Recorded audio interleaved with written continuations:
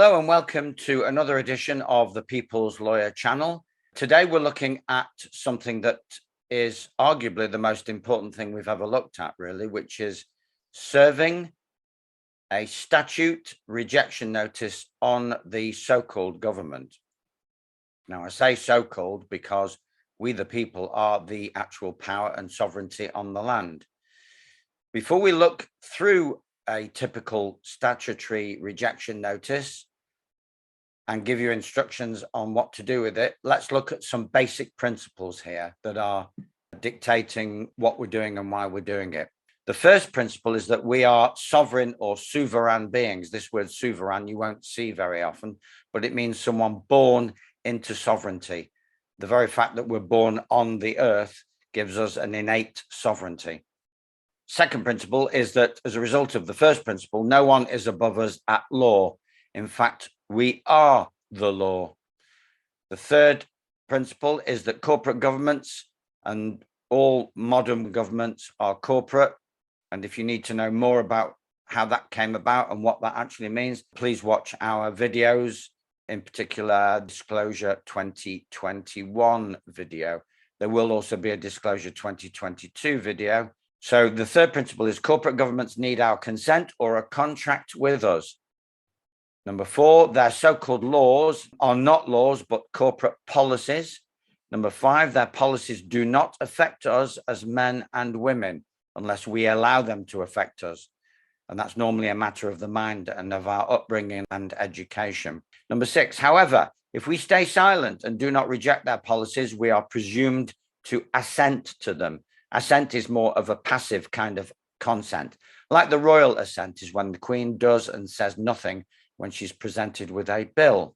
Number seven, this presumed assent will make the government send in agents if we appear to ignore or disrespect or disobey or not comply with their policies. Number eight, we are rebutting this presumption via our statute or statutory rejection notices. Number nine, this notice that we're sending out is clear indication of the sovereign will of we, the people, and of the unlawfulness of tyrannical and even treasonous legislation.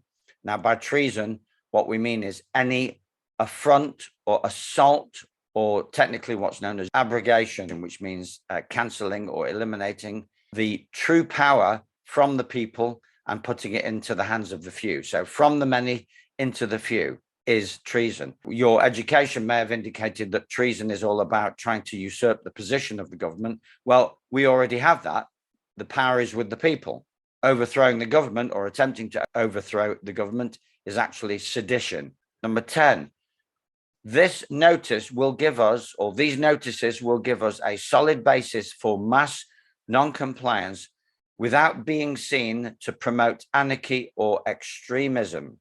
Number 11, it will also allow individuals to feel empowered to be non-compliant, knowing that they are not alone and stand in true lawfulness. Number 12, this is a quote from Robert Kennedy Jr., although he may have taken it from somewhere else. Nobody ever complied their way out of tyranny. So what I'm going to do now is go through a typical statutory notice.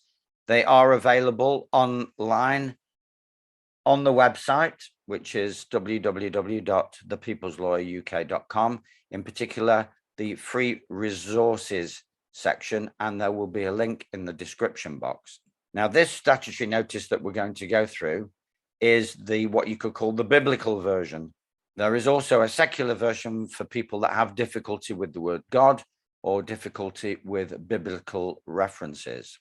So it says at the top, notice of intended rejection of legislation in breach of divine natural law and constitutional law. Notice to principal is notice to agent.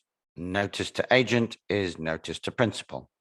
Declaration according to divine natural law. Whereas we, the people of flesh and blood, living on sovereign English land and soil, in our private capacity, hereinafter we, the people, hereby declare that 1, we are unique individuated creations of God Almighty.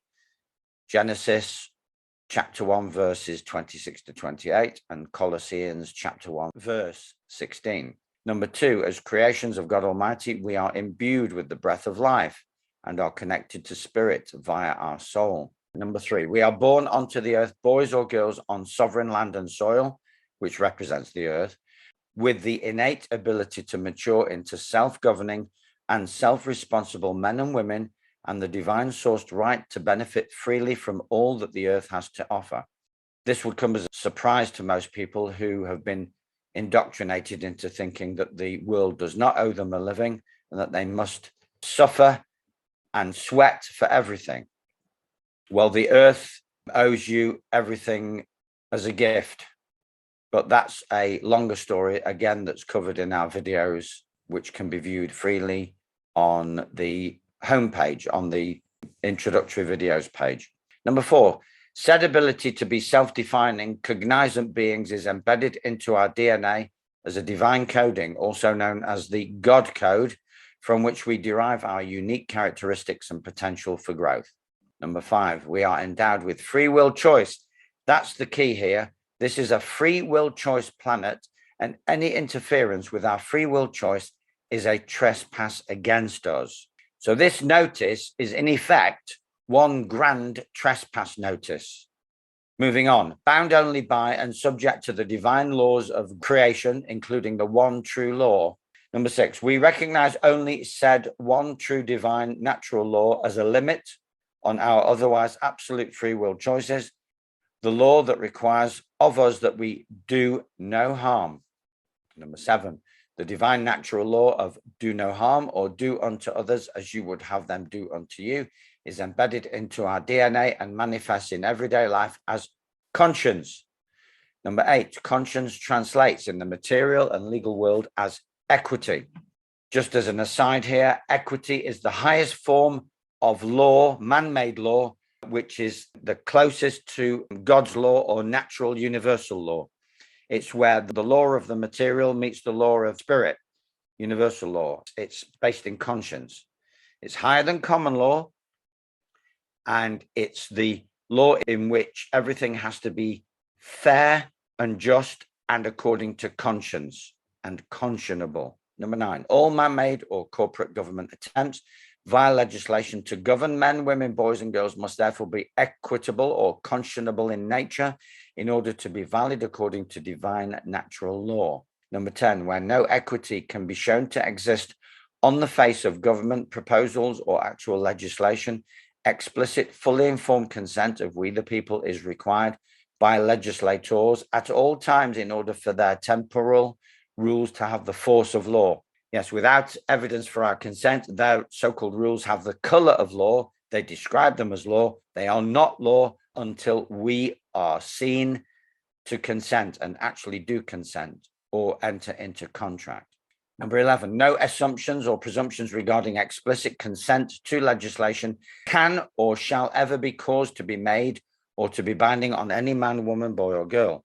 Number 12, any acts of enforcement of legislation passed without evidence for we the people's explicit consent shall be regarded as unlawful trespass, there's that word trespass, at law and breach of the peace in equity. Breach of the peace is something that we only know about as common law breach of the peace, but breach of the peace also exists in equity against you as an individual. It's a breach of the peace of your mind against and upon we the people. Number 13, as sons and daughters of divine creation, we are presumed innocent unless and until a man or woman claims in good faith that we have caused them harm deliberately and with malicious intent, and a jury of our fellow men and women determines unanimously that such accusation is based in fact beyond all reasonable doubt. That's just a re-establishment of the ancient common law principle of presumed innocent until found guilty by a jury of good men and women, duly and lawfully convened. In the light and in full consideration of the foregoing declaration, we the people therefore require and demand from our trustees, Parliament assembled and their agents, lawful and transparent answers to the following questions. And if we don't get answers to these questions, and we almost certainly won't, there's a presumption which arises in our favor of dishonorability, which is in commerce, and in equity, not having clean hands. So if the government ignore these questions, they are not seen to be coming with clean hands. They must be hiding something if they cannot answer these lawful and honorable questions. Question 1. By what authority, eternal or temporal, is Parliament assembled and its agents claiming to be empowered or enabled by law to affect or violate the natural unalienable? Now, a lot of you will know inalienable or even unalienable, but we've opted for unalienable to make it absolutely clear that these rights and freedoms cannot be touched. They cannot be affected or interfered with or have any commercial charge placed on them. In other words, they can't cash in on a perceived breach of their so-called rules. Unalienable rights and freedoms of we the people. Said rights include but are not limited to the following: the right to life, the right to freedom of peaceful assembly, the right to bodily autonomy and integrity, the right to peaceful freedom of expression, the right to privacy and to be left in peace, the right to work and to earn a living.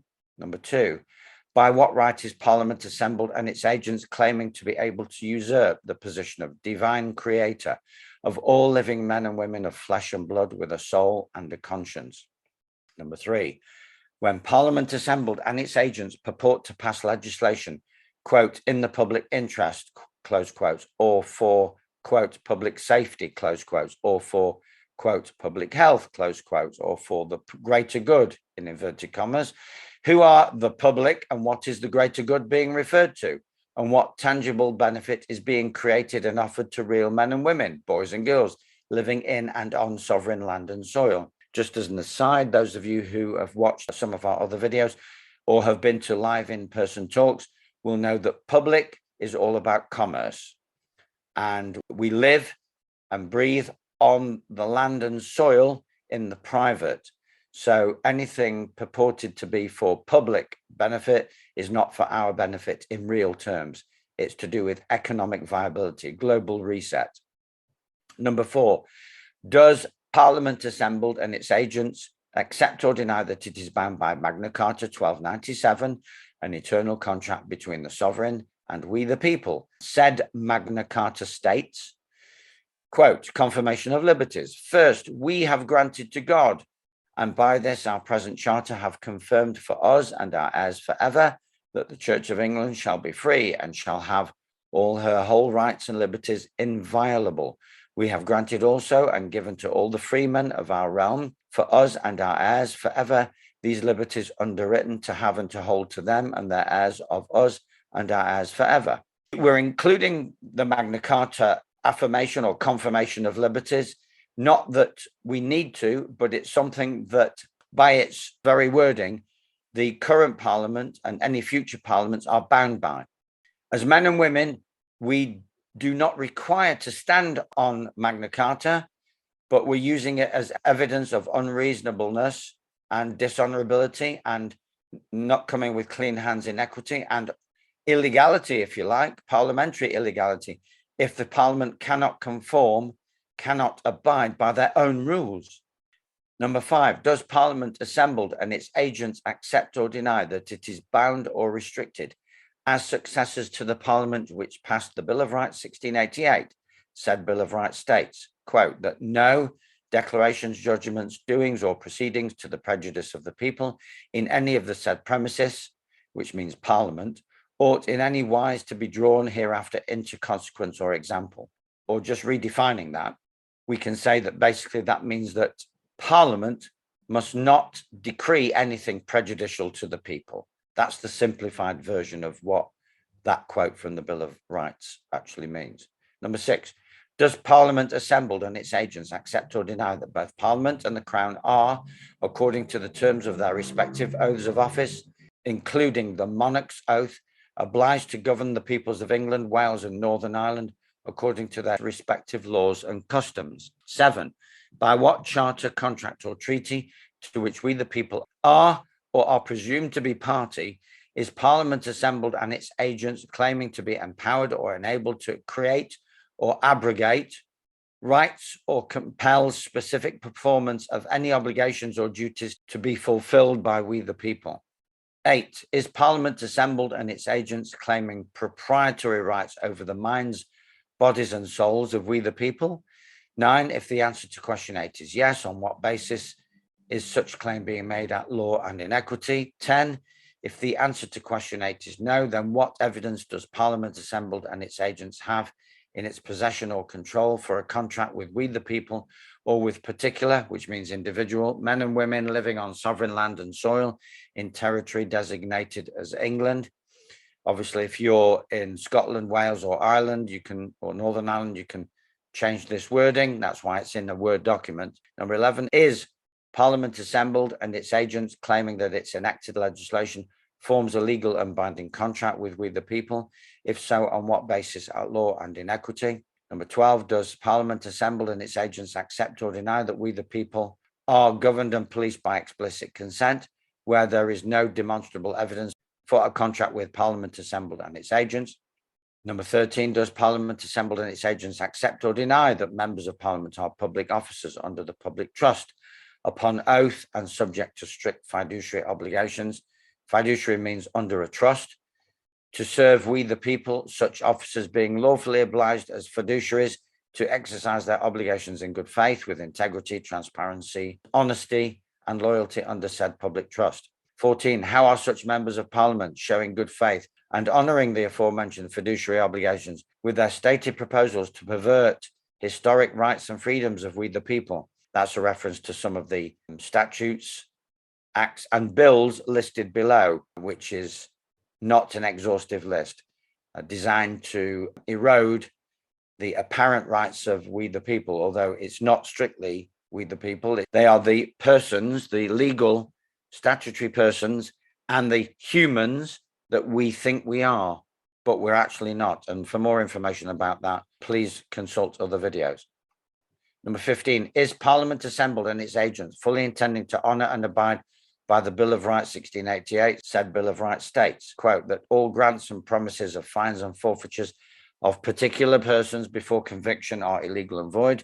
So this is a reference to all the threats that they will put into their legislation of fines, which are operable prior to conviction, like the COVID fines. These fines were found not to be legal, and the basis of illegality is the Bill of Rights 1688. You have to be convicted in their legalese world by magistrates or judges before you can be fined. In the real world of true natural law, you have to have been found guilty beyond all reasonable doubt by a unanimous verdict of a jury of good men and women.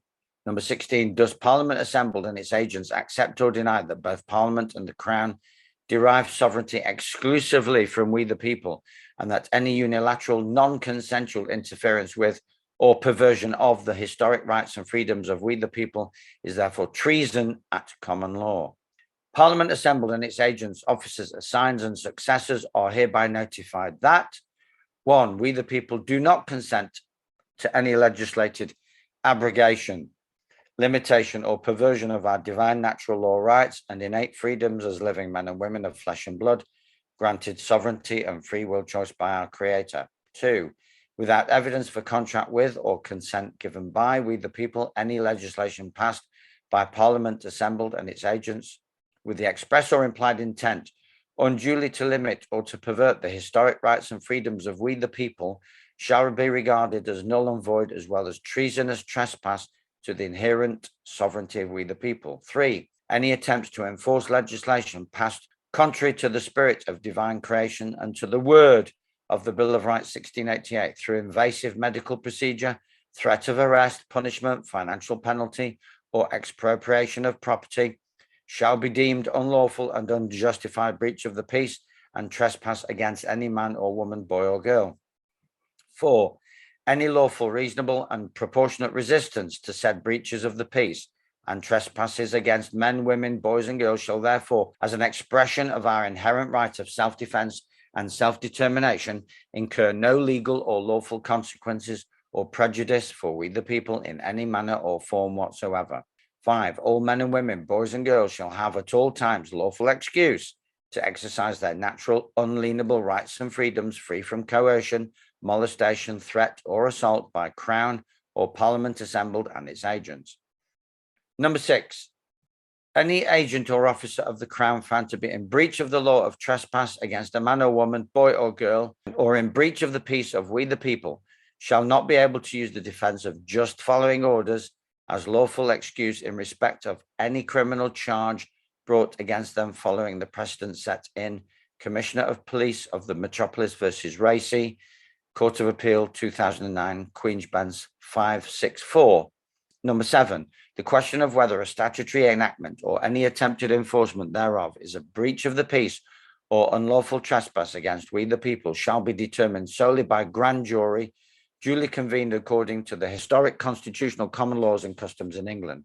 Number 8, said grand jury shall determine whether the enforcement of such legislation meets a legitimate aim, is reasonable in its scope and proportionate in its application, based upon authoritative evidence presented before said grand jury. These last two clauses are a reference to the historic right of a grand jury to annul, that's the right of annulment of a grand jury of laws that are deemed by that jury to be unlawful, unjust, inequitable, and not therefore applicable to good men and women. Number 9, grand juries of 12 good men and women shall be convened by public notice at common law assemblies held in different counties or localities within England or whichever country you are sending this notice from. Number 10, a supermajority, 80% verdict decreeing the annulment of unjust, unlawful legislative statutes or regulations shall render such legislation null and void, and any action taken to enforce such legislation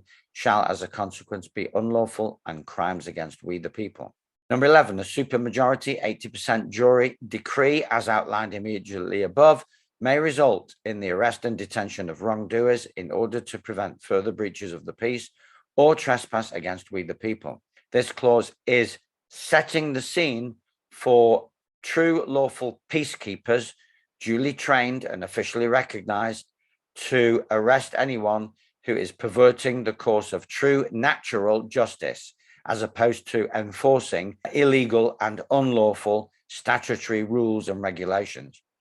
Number 12, this notice shall not be affected in its operation by any announcement by Parliament assembled and its agents of pandemic or other emergency whose status and legitimacy shall be adjudicated and decided upon exclusively by grand jury, duly convened to represent the sovereign will and determination of we the people. Cease and desist. In view of the foregoing and in default of evidence for legitimacy at law, conscionability in equity, or explicit consent, Parliament assembled and its agents are hereby commanded by we the people to cease and desist with immediate effect from further trespass upon or perversion of our lawful and historic rights and freedoms, and from further breaches of the peace in the form of legislative changes to be proposed in the future or currently proposed or already enacted, including but not limited to Coronavirus Act 2020, Online Safety Bill 2021, Covert Human Intelligence Sources Criminal Conduct Act 2021,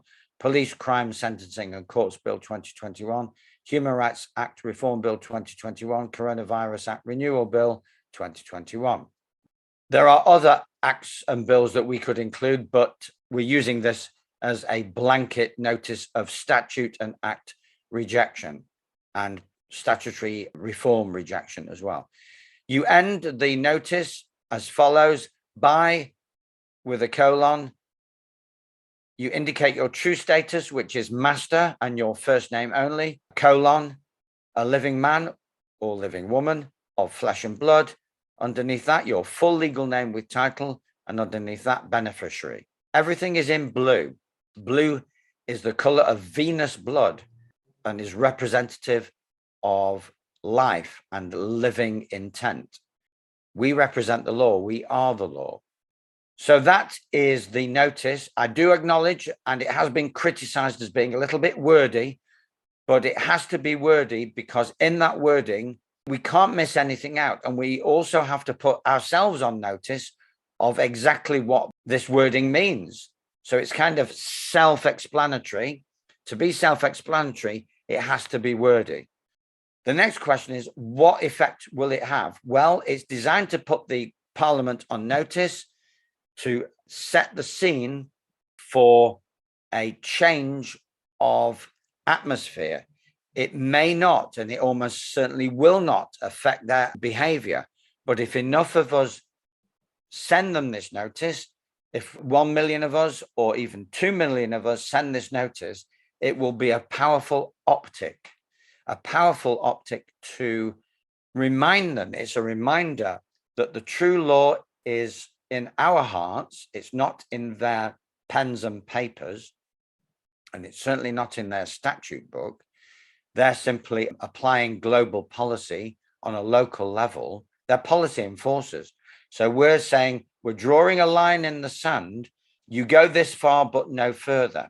And if you attempt to go further, if you attempt to put this policy into practice, you will be met with powerful, lawful resistance.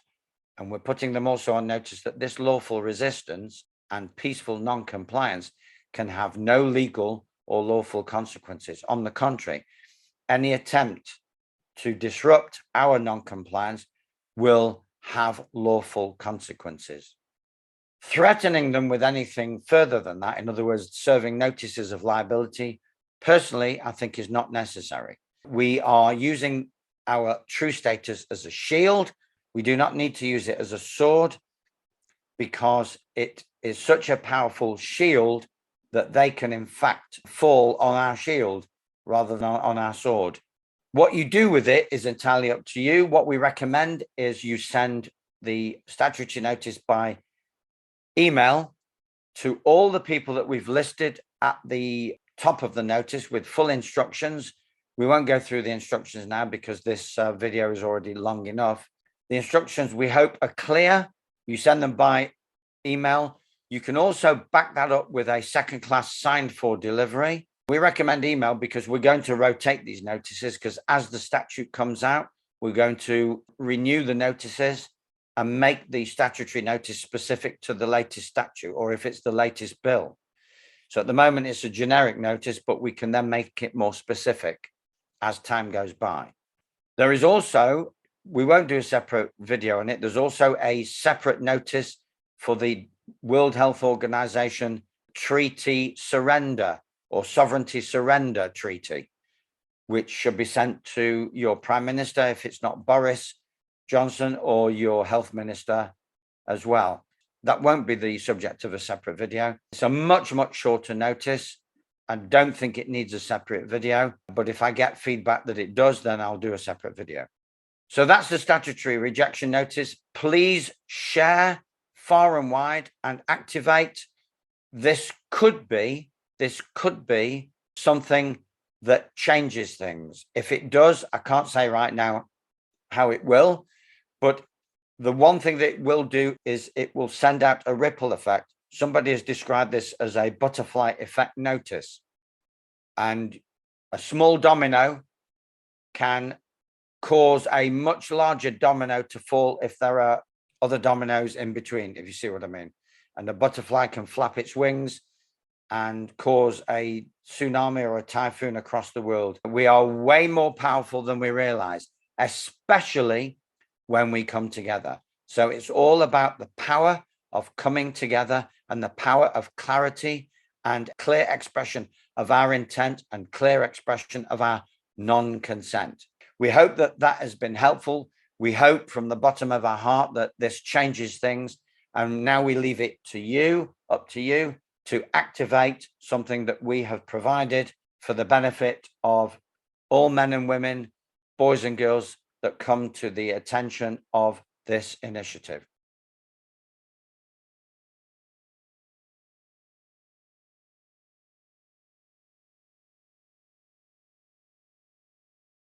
Thank you very much for watching. Thank you very much in advance for cooperating and collaborating with this initiative. We'll post more videos soon. Stay tuned to the People's Lawyer website on the peopleslawyer.uk.com, the People's Lawyer UK YouTube channel, the People's Lawyer Telegram channel, the BitChute channel, and for more live in-person talks where you can ask questions about this notice and we can be given updates on how it's doing. Once again, thank you very much, and bye for now.